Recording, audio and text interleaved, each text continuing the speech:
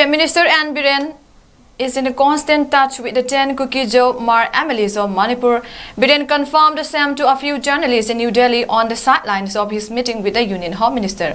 Biren further said that he has assured them of adequate security to attend the assembly session and informed them of the need to work collectively in restoring peace and normalcy in Manipur.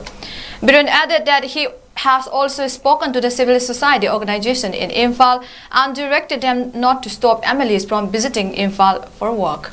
The MLAs must join work immediately. He reiterated that there can be no division of Manipur. Biren pointed out that the May 3rd violence was pre-planned and that his government is not against cookies. The recent face-off between Assam Rifles and the state police was a misunderstanding, added the Chief Minister.